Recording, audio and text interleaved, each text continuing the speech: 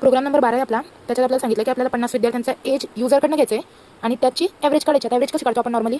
समजा 5 नंबर असतील A, B, C, D आणि E. तर या 5 नंबरची ॲव्हरेज कशी काढू आपण? सगळ्यांना आपण ॲड करतो, बरोबर आहे ना? सगळ्यांची आपण काय करतो? टोटल करतो आणि टोटल केल्याच्या नंतर त्या टोटलला डिवाइड करतो. कशाने डिवाइड करतो? टोटल नंबर ऑफ टर्म्सने. आता इथे 5 आकडे आहेत त्याच्यामुळे 5 ने डिवाइड केलं, बरोबर आहे? आपल्याला 50 विद्यार्थ्यांची ॲव्हरेज काढायची तर आपल्याला डिवाइड कशाने करावं लागतं? 50 ने. नॉर्मली ॲव्हरेजचा हाच फॉर्म्युला आहे. जेवढे टोटल आहे त्यांची ॲडिशन करायची आणि त्याला काय करायचं? डिवाइड करायचं by the total number of terms. Okay, तर असं आपल्याला प्रोग्राम दिलेला आहे. आता इथे अगेन मी तेच केलं बघा, मगाशी केलं होतं. तुम्हाला कर्ली ब्रॅकेटला नंबर टाकून दिले तर तुम्हाला लक्षात येईल कोणता कर्ली ब्रॅकेट कुठे क्लोज होतो. हां, पहिली गोष्ट ती. दुसरी गोष्ट, आपण दोनदा फॉर लूप घेतला होता ना आपल्या प्रोग्राममध्ये. दोघे फॉर लूपमध्ये मी आय व्हेरिएबल घेतला होता, तर त्याच्यात तुम्ही कन्फ्यूज होऊ शकता. त्याच्यासाठी ते मी तुम्हाला कन्फ्युजन टाळायसाठी ते एका ठिकाणी आय घेतला, तर एका ठिकाणी जे घेतला. तर प्रोग्राम आपण सगळ्या सुरुवातीपासून समजून घेऊ. आतापर्यंत जेवढे प्रोग्राम आपण केलेत ना, तर सगळ्या प्रोग्राममध्ये आपण आधी मेन फंक्शन लिहित होतो. मेन फंक्शनमध्ये पूर्ण बॉडी लिहित होतो, बरोबर? तर बाकी प्रोग्रामसारखं आपण याच्यामध्ये इंट मेन म्हणजे मेन फंक्शनमध्ये पूर्ण कोड न लिहिता आपण काय केलं आहे? एक फंक्शन लिहिलं आहे. ॲव्हरेज एज नावाचं एक फंक्शन तयार केलेलं आहे. त्याच्यात पूर्ण कोड लिहून घेतला. ओके, कोड लिहिला. त्याच्यानंतर आपण आपला मेन फंक्शन लिहिलं. मी तुम्हाला पहिल्या दिवशी सांगितलं होतं की आपल्या प्रोग्रामचं एक्झिक्युशन हे मेन फंक्शनपासून सुरू होतं. मेन फंक्शनमध्ये आता ज्यावेळेला तुम्ही प्रोग्राम कंपाईल करता आणि रन करता की नाही, तर तुमचा प्रोग्राम पहिली कमांड हे एक्झिक्यूट करेल. मग एक्झिक्यूट तुम्ही वरती 100 कमांड का लिहित नाही, काही फरक पडत नाही. तुमचा प्रोग्राम एक्झिक्युशन सुरू करतो मेन फंक्शनच्या पहिल्या कोडपासून. ओके, दुसरा, तिसरा, त्याच्यात पुढे जाऊन आपण या फंक्शनला आपला कॉल केले. फंक्शनच्या बाबतीत 3 टर्म नेहमी लक्षात ठेवायचे. एक म्हणजे फंक्शन डिक्लेअर, त्याच्यानंतर फंक्शन डिफाईन आणि फंक्शन कॉल. ओके, डिक्लेअर म्हणजे काय? तर आपण आपलं फंक्शन एखादा नवीन फंक्शन आपण काय करतो? तर डिक्लेअर करतो. त्याला आपण नाव देतो की असं असं माझं फंक्शन आहे, त्याचं नाव असेल, हा त्याचा डेटा टाईप असेल. ओके, याला आपण म्हणतो डिक्लेअर करणं. त्याच्यानंतर फंक्शन डिफाईन. डिफाईन म्हणजे काय? त्या फंक्शनचं काम काय असेल, त्या फंक्शनच्या एक्झिक्युशनमध्ये काय काय इन्स्ट्रक्शन एक्झिक्यूट होतील त्याला म्हणतात फंक्शनची बॉडी डिफाईन करणं, फंक्शन डिफाईन करणं. आणि फंक्शन कॉल म्हणजे काय? तर ज्यावेळेला आपण आपल्या मेन फंक्शनमध्ये जिथे आपल्याला फंक्शनचा आपल्या डिफाईन केलेल्या फंक्शनचं काम पडतंय तिथे त्याला हाक मारतो, कॉल करतो, बरोबर आहे? की इथे हा फंक्शन एक्झिक्यूट झाला पाहिजे, याला आपण म्हणतो फंक्शन कॉल. सगळ्यात आधी आपण आपलं फंक्शन डिफाईन करतो, डिक्लेअर करतो. त्याच्यानंतर त्याला आपण हे बघा एवढ्या ब्लॉकमध्ये मी त्याला काय केलं तर डिफाईन केलं, त्याची डेफिनेशन दिली की फंक्शन काम काय करणार आहे आणि इथे येऊन मी त्याला कॉल केलं. आले लक्षात तिन्ही पण टर्म्स? चला पुढे जाऊया. आता फंक्शन डिक्लेअर करताना आपल्याला काय करावं लागतं? आपण जसं इंट मेन लिहितो की नाही, इंट मेन. कोणतंही फंक्शन डिक्लेअर करताना आपल्याला सगळ्यात आधी त्याचा रिटर्न टाईप सांगावा लागतो की फंक्शन कोणत्या प्रकारची व्हॅल्यू रिटर्न करणार आहे. तर माझा फंक्शन हा अच्छा ॲव्हरेज आहे. ॲव्हरेज हा पॉईंटमध्ये येऊ शकतो, डेसिमलमध्ये. त्याच्यासाठी आपण त्याला लिहितो फ्लोट. जर तो एक प्युअर इंटिजर राहिला असता बिना डेसिमलचा तर आपण त्याला इंट लिहिलं असतं. पण माहिती आपल्याला माहिती ॲव्हरेज येतं, तो पॉईंटमध्ये येऊ शकतो म्हणून आपण त्याला फ्लोट लिहितोय. फंक्शनचं नाव असतं, जसं इथे मेन होतं, इथे पण फंक्शनचं नाव आहे ॲव्हरेज एज. फंक्शनचं नाव मी माझ्या मनाने लिहिलं, तुम्ही तुमच्या मनाने काही लिहू शकता. आपल्याला फंक्शनचं काम काय ते व्यवस्थित लक्षात येतं यावं, त्याच्यासाठी मी नाव तसं पूरक लिहिलेलं आहे, ॲव्हरेज एज. ब्रॅकेटमध्ये आपण काय पास करतो रे त्याचे? तुम्ही थिअरीमध्ये शिकला असेल. ब्रॅकेटमध्ये आपण काय लिहितो? त्याचे पॅरामीटर. पॅरामीटर काय असतात? फंक्शन कोणत्या व्हॅल्यूवरती काम करणार किंवा फंक्शनला एक्झिक्यूट होताना कोणत्या व्हॅल्यू देणं गरजेचं असणार आहे त्याला आपण काय म्हणतो? पॅरामीटर. ओके, पॅरामीटर कशाला म्हणतात? एक मिनिट, हां ठीक आहे. फंक्शन ज्यावेळेला आपण डिक्लेअर किंवा डिफाईन करत असतो ना, त्यावेळेला आपण इथे काही व्हॅल्यूज देतो की माझं फंक्शन ह्या व्हॅल्यूजवरती काम करणार आहे, बरोबर आहे? व्हॅल्यू म्हणजे आपण तिथे सांगतो की एक इंटिजर टाईपचा मला व्हेरिएबल लागेल एज. अच्छा, इथे एज काय आहे? ॲरे आहे. काय आहे तो? ॲरे. आणि एक इंटिजर टाईपचा व्हेरिएबल मला एन लागेल, ज्याची डिफॉल्ट व्हॅल्यू काय 50 आहे. म्हणजे जर युजरने काय नाही टाकली तर डिफॉल्ट त्याला काय घ्या 50 घ्या. ओके, याला म्हणतात पॅरामीटर. तेच ज्यावेळेला आपण फंक्शनला कॉल करतो ना, तेव्हा आपण ब्रॅकेटमध्ये जी व्हॅल्यू लिहितो त्याला आपण काय म्हणतो? आर्ग्युमेंट. काय म्हणतो? आर्ग्युमेंट. म्हणजे फंक्शन तयार करत असताना आपण आपल्या कंपायलरला सांगतो की युजरकडनं या व्हॅल्यू घे, आणि फंक्शनला कॉल करत असताना आपण जेव्हा तो व्हेरिएबल लिहितोय म्हणजे युजरकडनं आपण ती व्हॅल्यू घेऊन त्या फंक्शनमध्ये पास करतोय. ओके, पॅरामीटर आणि आर्ग्युमेंटवरती एक डिटेल्ड लेक्चर आपण घेऊयात. सध्या या प्रोग्राम पुरता एवढंच पुरेसे. ओके, ही कमेंट आहे. तुम्ही प्रोग्राममध्ये बघा, लिहिलं बघून घाबरून झाली कमेंट लिहिली तरी चालेल, नाही लिहिली तरी चालेल. अच्छा, जसं आपण मेन फंक्शनला कर्ली ब्रॅकेटमध्ये मेन फंक्शनची पूर्ण बॉडी लिहितो की नाही, तसं आपल्याला इथे पण आपल्या ॲव्हरेज एज फंक्शनची बॉडी लिहायची कर्ली ब्रॅकेटच्या. हा कर्ली ब्रॅकेट इथे सुरू झाला आणि इथे संपला. ओके, काय लिहिलं आता त्याच्यात नीट बघा. माझ्या ॲव्हरेज एजमध्ये मला पाहिजे एक व्हेरिएबल सम नावाचा. सम.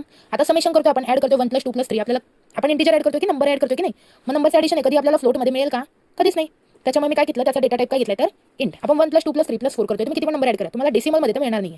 मग आपण त्याचा रिटर्न टाईप काय घेतला, डेटा टाईप काय घेतला तर इंटिजर. ओके, एक व्हेरिएबल घेतला. आता मी माझ्या फंक्शनमध्ये एक लूप घेते, फॉर लूप घेते. तर फॉर लूप काय करणार माहिती आहे का तुम्हाला? सगळ्यांना ॲड करत जाणार आहे. म्हणजे काय? जी पण माझी रेंज असेल, आता इथे 50 आहे, समजा मी 10 पण घेतली, तर 1 + 2 + 3, जसं आपण मगाशी बघितलं होतं की नाही, की आपल्याला काय करायचं, गिवन रेंजपर्यंत सगळे जे नंबर आहेत त्यांना आपल्याला ॲड करायचे. Sequential repetition of addition. Add करण्याची ॲक्शन रिपीट होतीये, सिक्वेन्शियली रिपीट होतीये, म्हणून आपण इथे फॉर लूप घेतला. फॉर इंट i = 0, 0 पासून सुरुवात कर, कुठपर्यंत जा?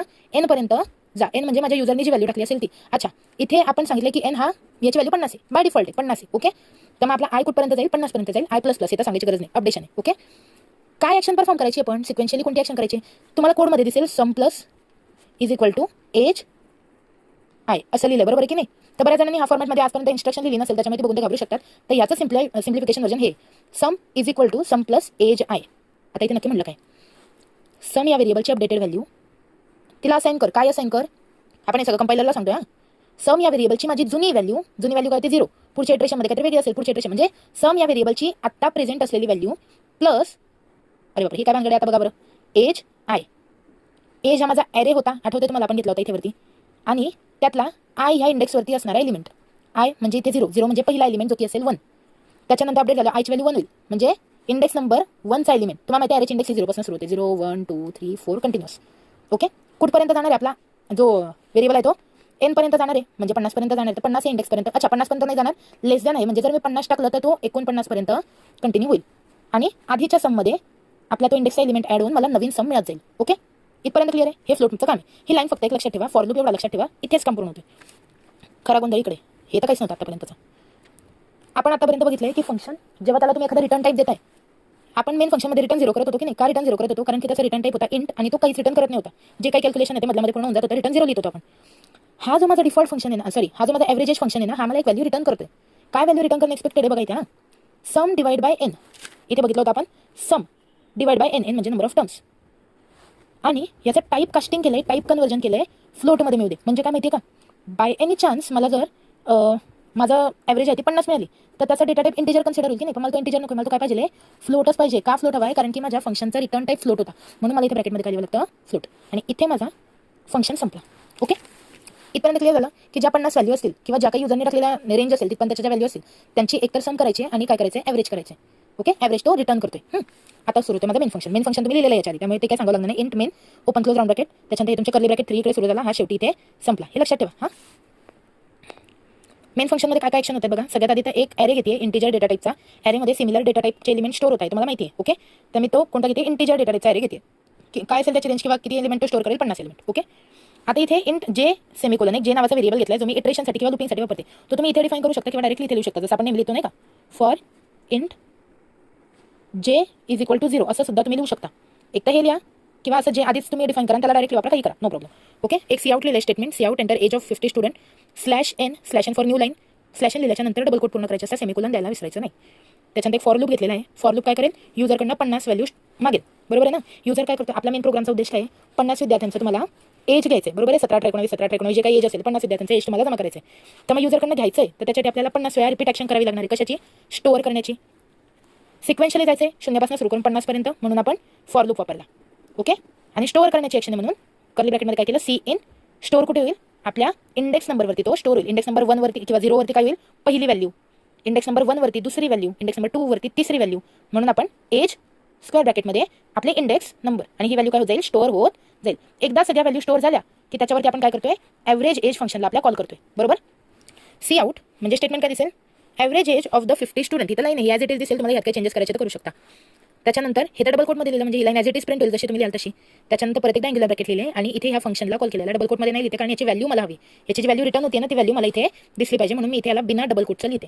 काय लिहिलं, ॲव्हरेज एज. असं आपण फंक्शन कॉल करतो की नाही. फंक्शनचं नाव ब्रॅकेटमध्ये आपले आर्ग्युमेंट आणि सेमिकोलन. Okay, average age.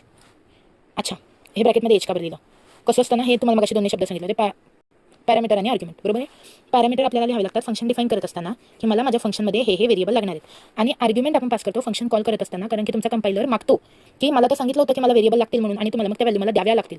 तर त्यासाठी आपल्याला इथे ती व्हॅल्यू पास करावी लागते. ओके, मी इथे व्हॅल्यू पास केली एज. एज हा जो आपला ॲरे तो इथे पास होईल. तुम्ही म्हणाल की मॅडम तुम्ही पॅरामीटर 2 दिले होते, तर मग आर्ग्युमेंट एकच का दिले. ॲज मी पॅरामीटरची एक डिफॉल्ट व्हॅल्यू सेट केलेली आहे, म्हणजे मी जर इथे काहीच व्हॅल्यू नाही दिली तर माझा कंपायलर आपोआप कन्सिडर करेल दुसऱ्या आर्ग्युमेंटची व्हॅल्यू 50. त्यासाठी मी काय देत नाही बसली. त्याच्यानंतर रिटर्न 0 फंक्शन कॉल होईल, त्याचं काम करेल, निघून जाईल. तुम्हाला आता काहीच करायची गरज नाही. सी आउट लिहिलं म्हणून ते प्रिंट होऊन जाईल. रिटर्न 0 आणि तुमचा कर्ली ब्रॅकेट क्लोज. फॉरचा कर्ली ब्रॅकेट इमिजिएट ह्या सी इनच्या नंतर क्लोज करायचाच, आणि मेनचा कर्ली ब्रॅकेट इथे क्लोज करायचा. इकडे बघा, फॉरचा कर्ली ब्रॅकेट ही एक लाईन झाल्यावर लगेच क्लोज करायचा, आणि रिटर्न वाली लाईन झाली, रिटर्न केला गेला की या फंक्शनचा कर्ली ब्रॅकेट क्लोज करायचा. ओके, हे डाऊट असेल तर मेसेज करा. थँक्यू.